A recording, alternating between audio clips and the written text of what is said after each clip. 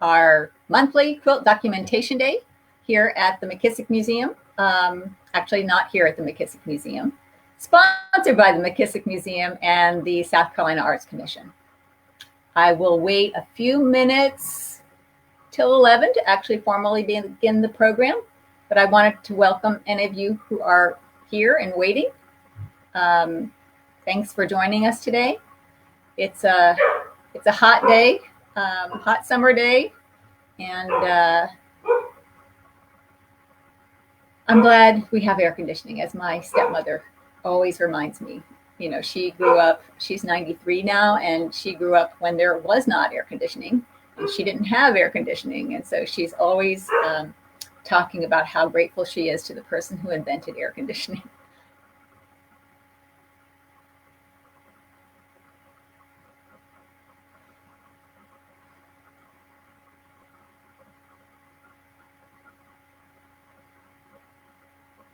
So I've had a wonderful time preparing for today's program. I'll call them out again probably, but Lisa Lampert of Blythewood, South Carolina, and Chelsea Bartlett Taylor of Lawrence, South Carolina, were kind enough to share images of quilts with me that we could talk about today. So as long as you all keep sharing images that of the quilts that you feel are important to have documented, we will keep having these quilt documentation days this fall. Even though the McKissick Museum remains closed until further notice, we are committed to doing quilt documentation days through the fall, so through December, and they really rely on you all to share what you have so that we can share that with the greater public and help all of us understand this particular history of art. When I was, again, working on today's presentation, it occurred to me that back in 1973, I think it was, an art historian named Patricia Minardi wrote an article for a fairly short-lived feminist art journal called Quilts, the Great American Art. And she really used that article to kind of throw down a gauntlet. I mean, she was making the case with her article that of all the forms of art that had evolved in North America, that quilting really was had evolved as a distinctive and uniquely American art form, pioneered by women. And so she was, in some sense, making the case that we really ought to take quilts seriously as part of the history of art, especially in North America. You know, her article, is well known among quilt scholars, but not much beyond that. And I'm sad to say that although some quilt artists, so Faith Ringgold, some of you may know about, she's an African-American artist whose story quilts have become quite well known, and there's children's books published about them. Her quilts have entered the sort of art historical discourse. So I think she's taught in some art classes. And more recently, Rosalie Tompkins. She's an African American quilter in California, who the Berkeley Art Museum will shortly be doing a retrospective of her work, but her work has been shown at the Whitney Biennial. So there have been some quilt artists who are into the fine art world and been included or are being included in the history of art, but not a lot. I mean, I think those histories still tend to be fairly parallel. And I guess one of my goals with this program is to, in some ways, bridge those histories and maybe take up Patricia Minardi's challenge a little bit. Oh, hi, Sandra Brown. Good to see you. So I guess, it is now 11:02, so I'll get started. So again, thank you to Lisa Lampert of Blythewood, because last month's program, we featured a double wedding ring quilt, which is shown here on the screen, that her grandmother, we believe, Della Van Diest of Prairie View, Kansas, had made. Della lived from 1891 to 1953. And after that program, Lisa was kind enough to share, let's see, about 3 other quilts made by the Van Diest family that we think were made by Della or perhaps her mother, Dina. And then she also, Lisa had her husband's great uncle's wife had passed, and she has come into a quilt from his family, and her name was Helen Randall Bishop, and Lisa thinks she was from Bloomfield Hills, Michigan. So Lisa now has those here in South Carolina, and we'll be talking about those today.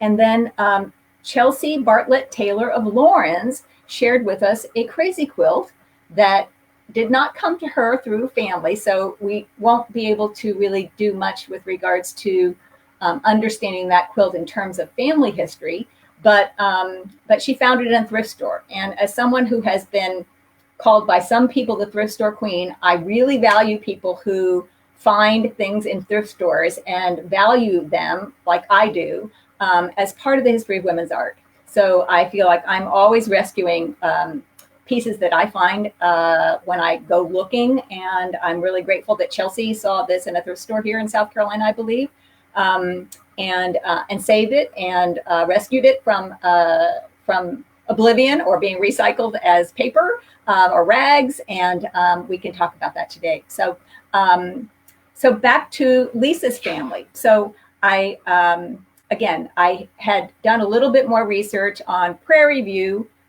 Kansas, just to try to understand a little bit more about the context in which Della Van Diest would have been making her quilts. So again, this was the wedding ring quilt. Let's, and I forgot to recognize Amanda Ballou, because Amanda Ballou is our Penelope Garcia here at the McKissick Museum, and she will be helping me move the pictures. I can't do that myself. So can we move to the next image, Amanda, please?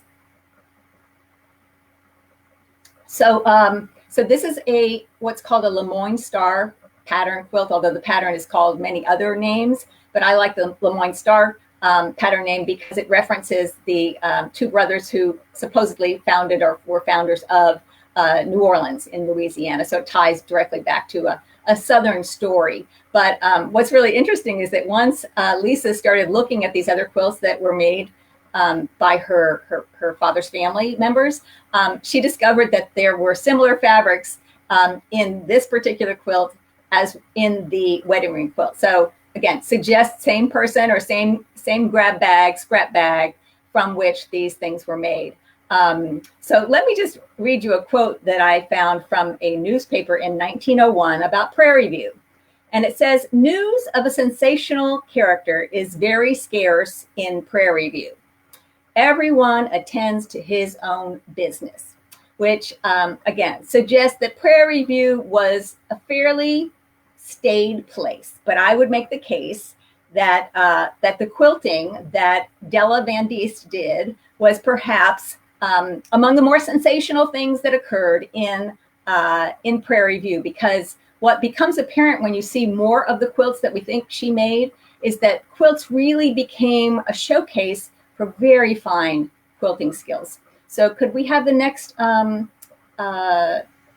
image, please? Okay, so I don't know how big this is on your screen, but I hope you can see the intense quilting. And not only did Della outline the Lemoine stars, so the 8-pointed star pattern, but in the empty blocks, and again, this was the case even with the wedding ring quilt, where there's a lot of empty space, sort of ground space in which a sculptural element might be added by a quilter. So there's an elaborate floral basket pattern that Della stitched in the yellow squares that were blank between the Lemoine star squares. So it's just incredibly beautifully hand stitched, and I would say, again, quite sensational.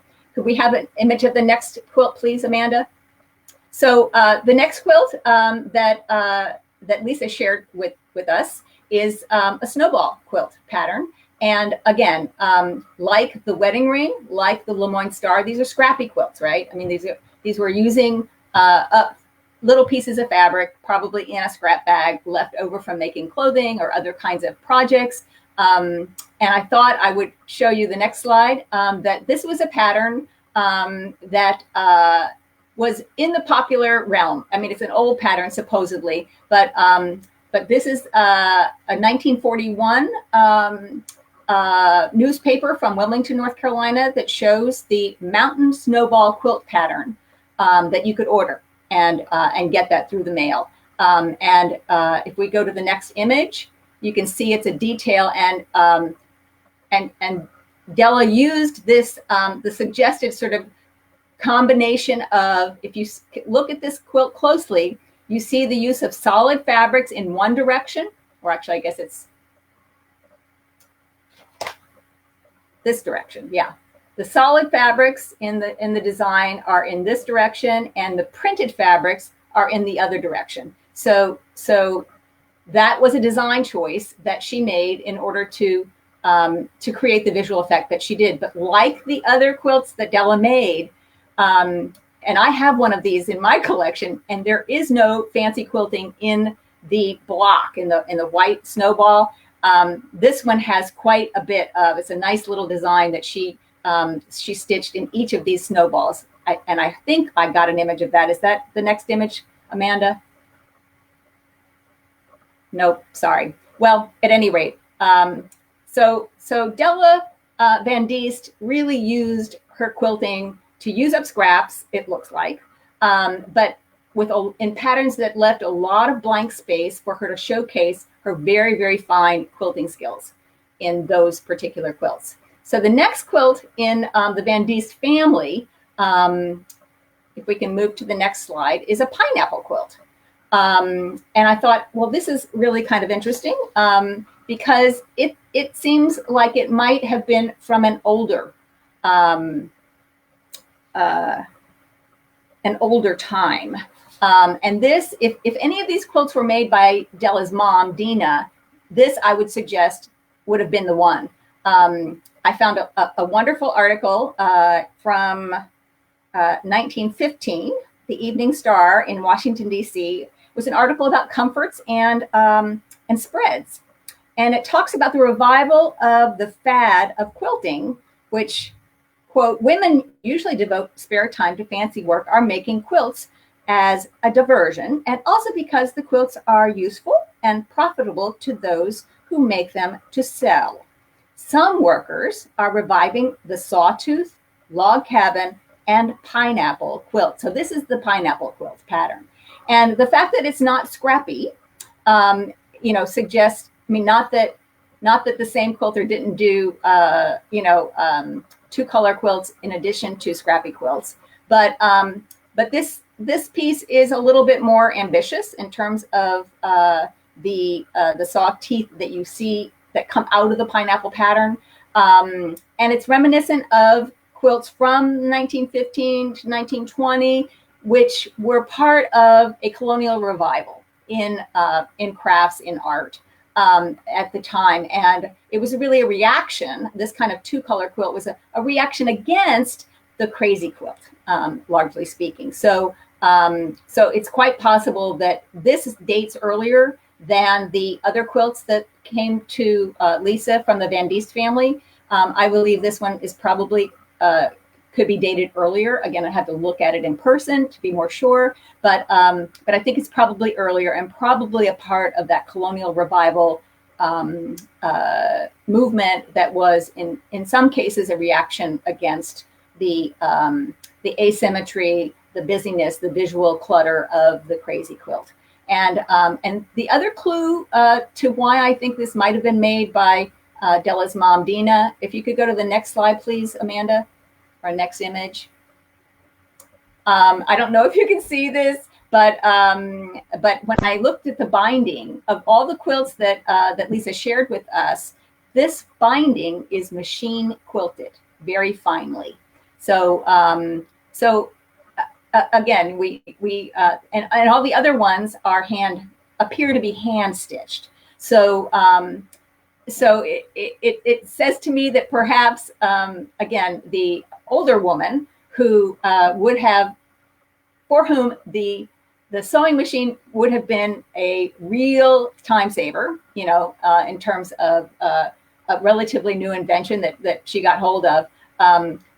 Women, of that age were very anxious to use and master the sewing machine. And so the fact that this particular what I would suggest is an earlier quilt, has a machine quilted binding says to me that it perhaps was made by someone else other than Della, whose quilts appear to have been all hand stitched in terms of the binding.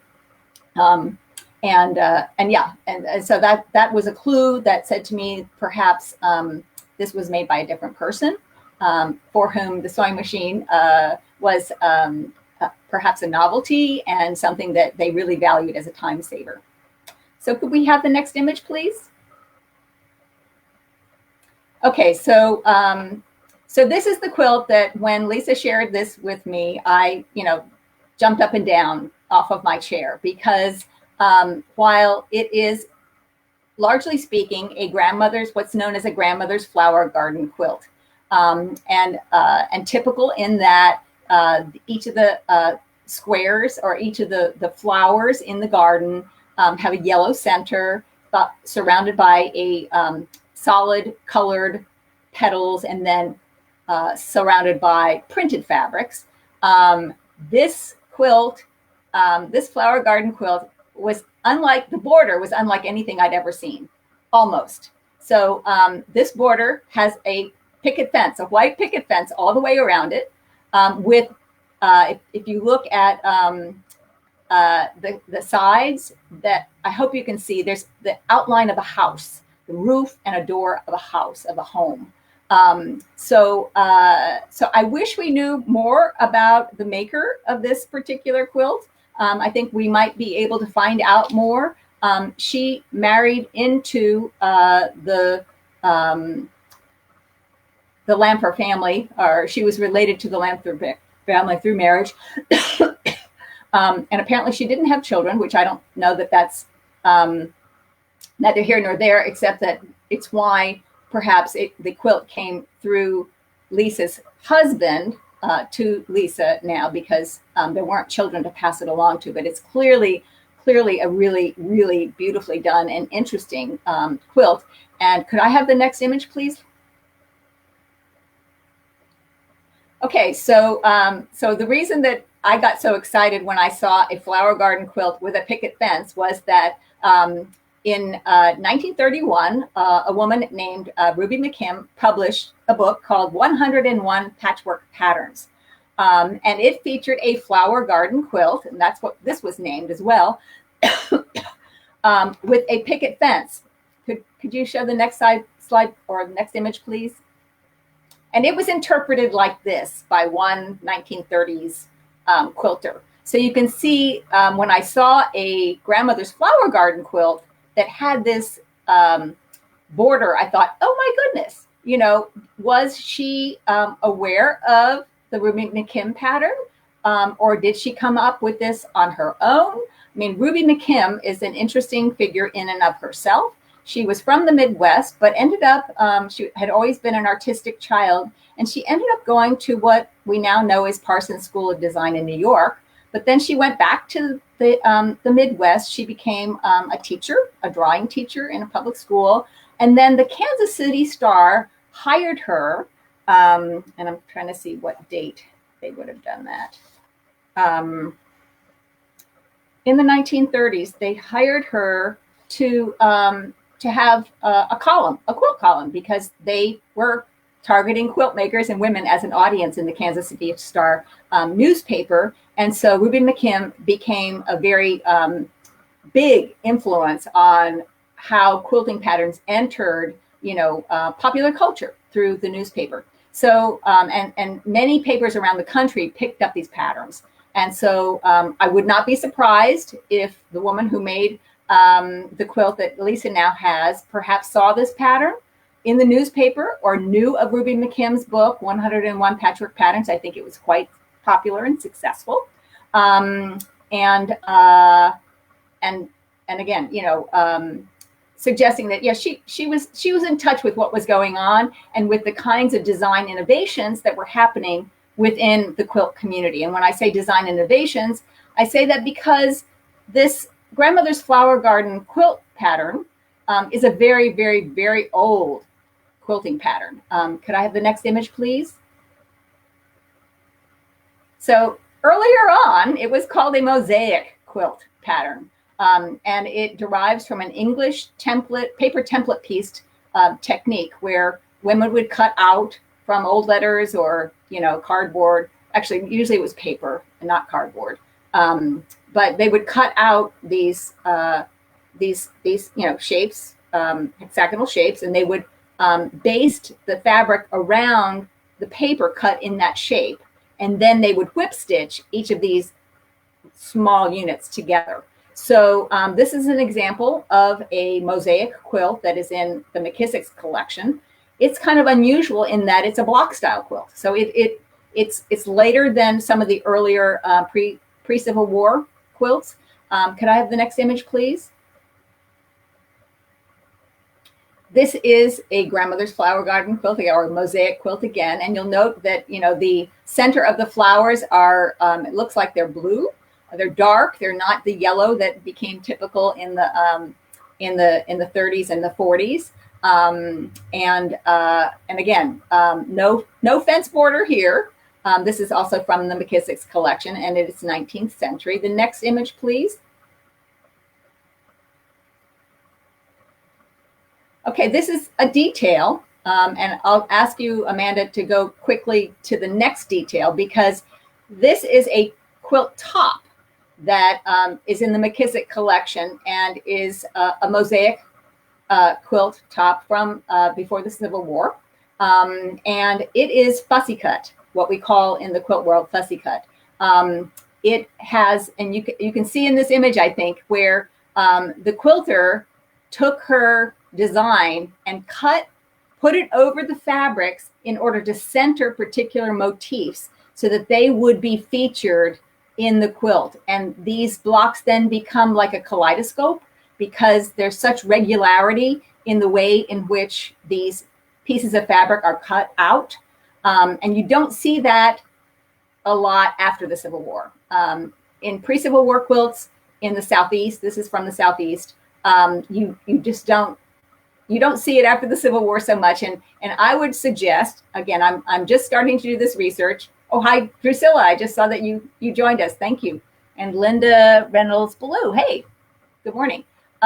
So in doing research on this, it occurred to me that while the grandmother's flower garden, with the fence from, we think, Michigan, doesn't obviously speak to the story of Southern life, which is what McKissick Museum does. I thought I'd use that quilt as an occasion to talk about and bring it back to South Carolina and the Southeast in particular, because I think these mosaic quilts that were made prior to the Civil War really were very much a function of leisure time that some women had, and were a sign of that leisured life. But then after the Civil War, the meaning of a mosaic quilt seems, at least in some contexts, seems to have changed. And so, excuse me. So when I was trying to think of ways to bring the story of the mosaic quilt pattern and the grandmother's flower garden pattern back to the Southeast, and how did that resonate with what the story of Southern life is about, it occurred to me, I did some research, and I found out, I found a woman named Mrs. A.B.C. Lindsay, who in 1875, she won the premium, $2 premium, for the best mosaic quilt at the Abbeville, South Carolina County Fair. Now, what was so interesting about learning about Mrs. Lindsay's work was that when I tried to find out a little bit more about her, I was able to find out a lot more about her, because in 1875, so the quilt, she won the best mosaic quilt in 1878. In 1875 at the Abbeville County Fair, where according to the journalist who was writing up a description of it, I guess people were not being very civic minded, and there was not a huge level of participation among the citizens of Abbeville County at the Abbeville County Fair. So, but Mrs. Lindsay, she managed to come away with premiums, $81 in premiums from, I'd say, I don't know, 30 some odd categories. I mean, Mrs. Lindsay not only won the premium for the best mosaic quilt, she won a premium for best cow, best milk cow, jams, wine, a jar of mutton suet. Again, she dressed a hog. She got a prize for that. This woman, she got a prize for a basket for dried peaches, and she got the the big prize, $10, for the greatest variety made and exhibited by one lady in the household department, 122 objects, and the greatest variety of articles of domestic fabric made and exhibited by one lady was another $10 prize. So when I added up all the premiums that Mrs. Lindsay won, in addition to the $2 for the best mosaic quilt, she came away with what is now equivalent to $1,888 in prize money, which, is not insubstantial. And so what I think, I think that speaks to, again, something about the context in which a mosaic quilt had a kind of a different meaning at that time. And then, again, I felt like I hit the jackpot when this article about the Abbeville County Fair in 1875, it featured a description of the keynote speaker, who was a Colonel H.D. Capers. He gave an address. He was one of several people who spoke at the fair as kind of, introducing what the fair was about. And he followed a Father Ryan, who apparently, waxed poetic about how South Carolina people's hopes were dead. So Colonel Capers takes a different point of view. He says, Mrs. Lindsay of Abbeville, with her 190 articles of homemade industry, gives us a lesson here which is more essential that we as a people learn than that we appreciate the metaphysics of Carlyle or the beautiful sentiments of Father Ryan. Our hope as a people is in our industry, our own resource of character, our own determination to recognize the providence of God and address ourselves to the present, that we may leave some hope to posterity. South Carolina wants more of the spirit manifested at this fair by Abbeville County. We want more Mrs. Lindsay's, more work and less talk, more well-directed labor and less metaphysical repining.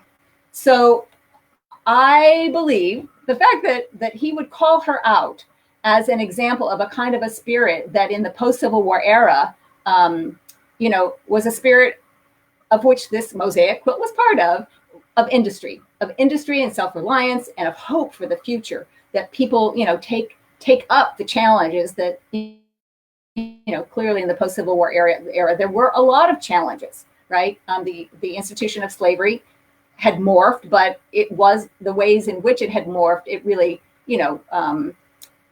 changed a lot of people's lives in very big ways. And so, again, from some points of view, there was a hopelessness, right? That the old South was lost and gone. But this colonel was making the case that Mrs. Lindsay represented a new kind of spirit, and that among the many things that she made, the mosaic quilt really takes on a different kind of meaning. It no longer is associated or connotes a lady of leisure by any means. It is a lady of industry with a spirit that is going to be the hope of the future of South Carolina. So I hope that makes a little sense to you all. I see that Lisa has joined us, Lisa Lampert. we've already talked about a lot of your family quilts, Lisa. I hope you were on board when we were talking about that, because again, it was the grandmother's flower garden quilt with the picket fence and the house in the border that really got me excited and thinking about, how that pattern, the mosaic pattern that was later, renamed the grandmother's flower garden pattern, had evolved, nationally, obviously, because it was, something. These patterns were shared widely and were undertaken by women around the country. But more specifically, they took on different kinds of meanings in different historical periods in different regions. And I think the quilts in the McKissick's collection and other quilts made in this pattern speak to these kinds of changing dynamics and the changing role of women before and after the Civil War. Next image, please. So again, we had Chelsea Taylor sent in this image of a crazy quilt that she found in a thrift store. And I want to thank her. I don't know if she's here with us or not, but so she doesn't really know anything about this quilt, but I was quite fascinated by it because, there were a lot of crazy quilts done by folks from the late 1880s.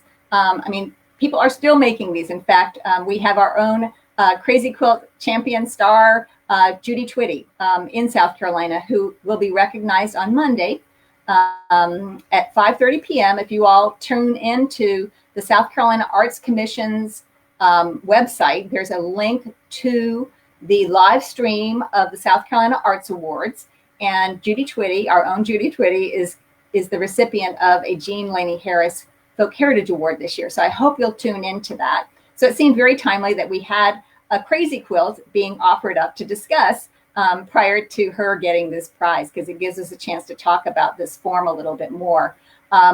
So the crazy quilt, for those of you who don't know about its history, we think it came into being as a response to the 1886 Philadelphia Centennial Exposition, where there was a very large exhibit of Japanese decorative arts, which were very different from sort of European in that they tended to be asymmetrical, just had a very different aesthetic. There was Chinese pottery that had crackled glazes that we think may have inspired some of the crackled look of the crazy quilt. And there was also an exhibit of embroidery from the Royal Needlework, forget the exact name of it, but in England, in London, there was a very substantial exhibit of really fine needlework from England. So we think that the women who attended the fair got very kind of inspired by this sort of new design aesthetic and created these crazy quilts. And it just so happened that that at this time, silks were becoming more affordable. So there's a wonderful article by Patricia Cox Cruz. If any of you are curious, what's the title of the article? Fueled by Silk, Victorian Crazy Quilt Mania by Patricia Cox Cruz. And it's easily available online. It was from the 2010 proceedings of the Textile Society of America organization. So she talks about how really America democratized silk.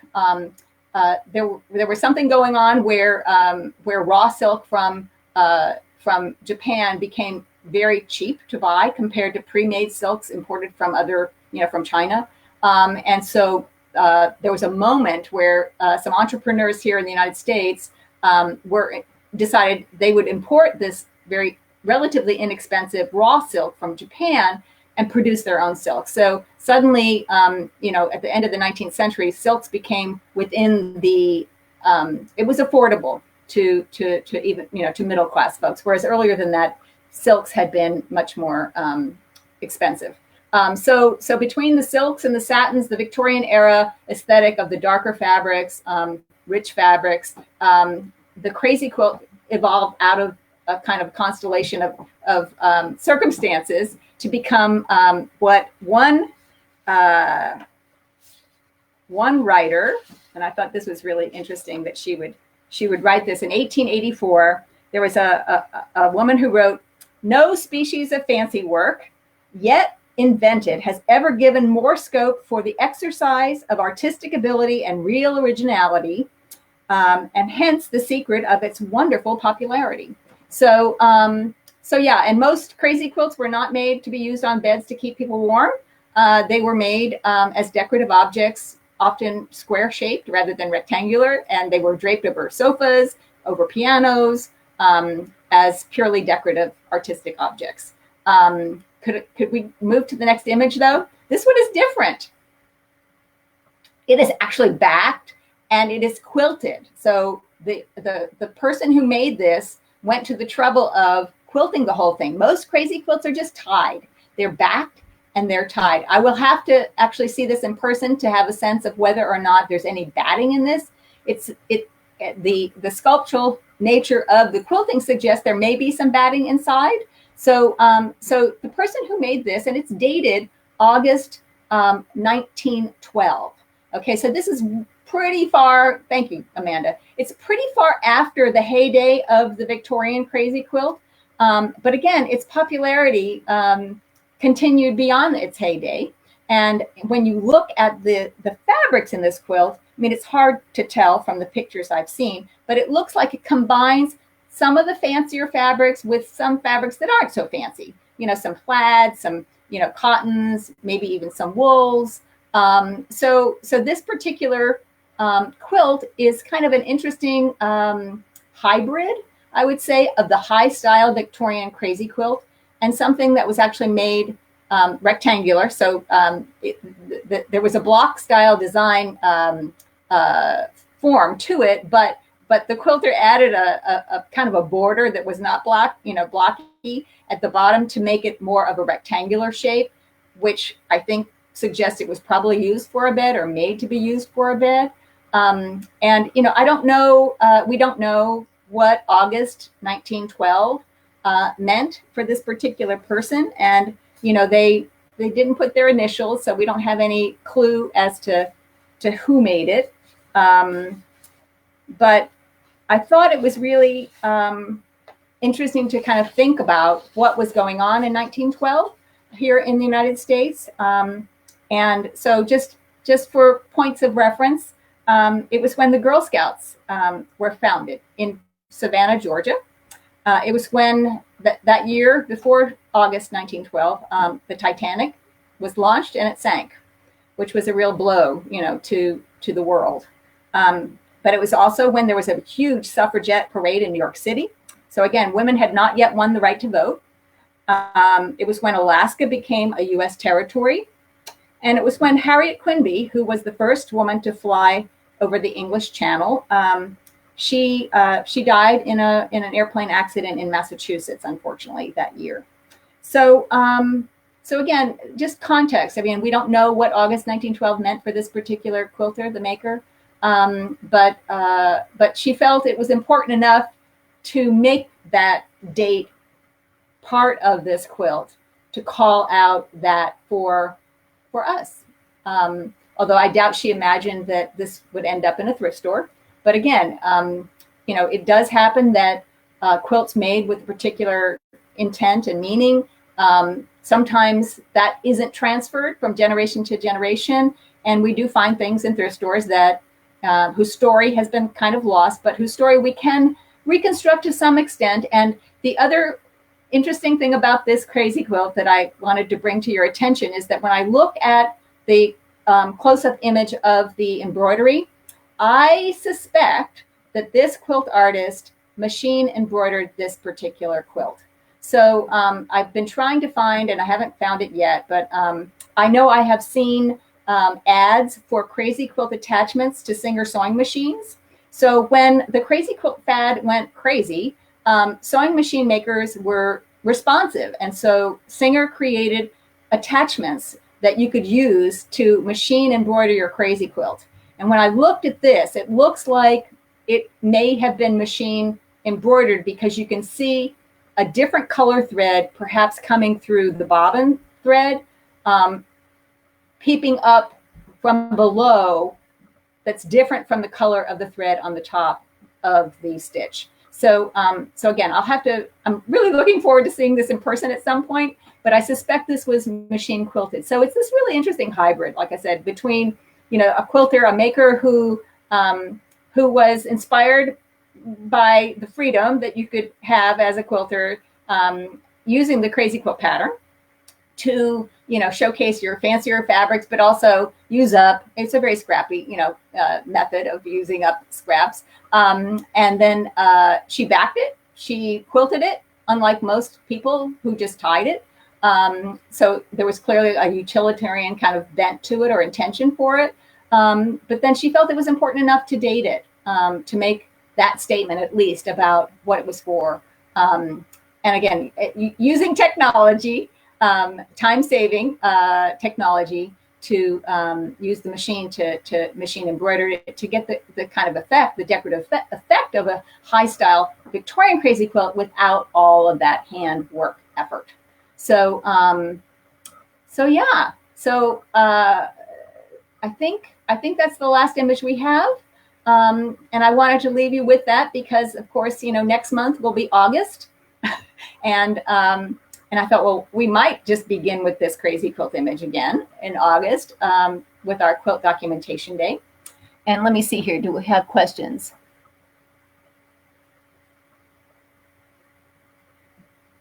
Okay. I think Sandra had a question about the article. And again, Amanda, thank you for putting that out there.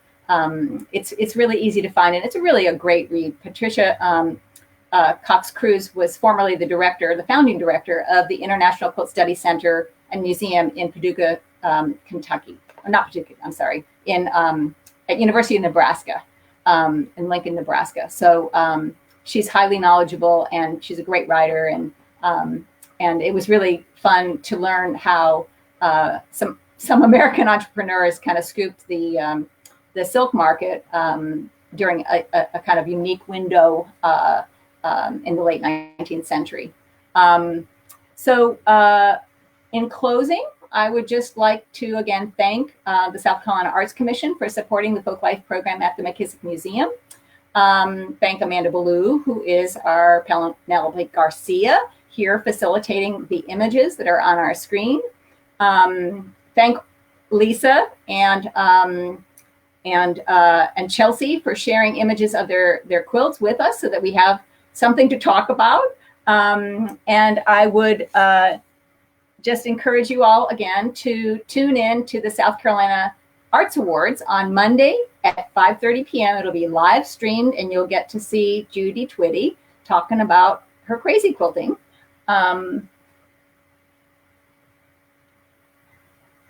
Okay, Lisa Lampert has a question about quilts being used by the Underground Railroad in the Civil War. I wonder if you have any information on that. Well, there is a lot of information on that. And I think probably what I'll do is take that up, Lisa, in the next Quilt Documentation Day in August, second Saturday of the month, because it's been a fairly controversial, the scholarship on it has been fairly controversial.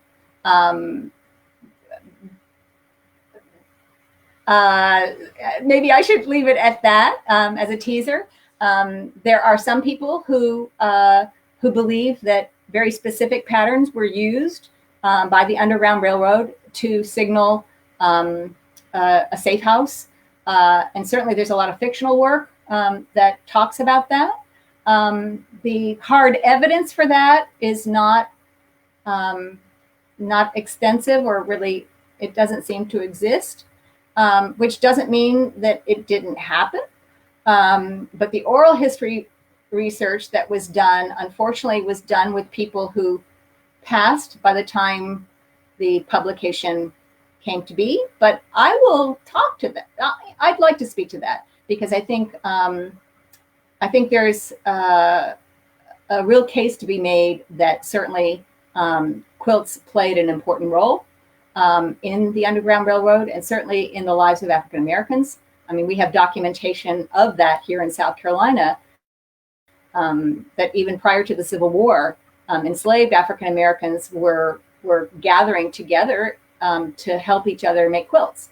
And these were occasions that they looked forward to. And I can't imagine that there might not have been a way in which that visual, the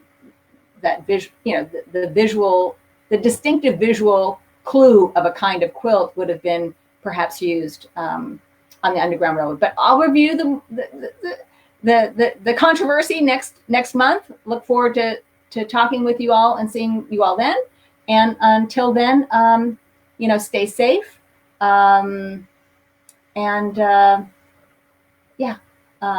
Thanks for tuning in. Have a good rest of your weekend.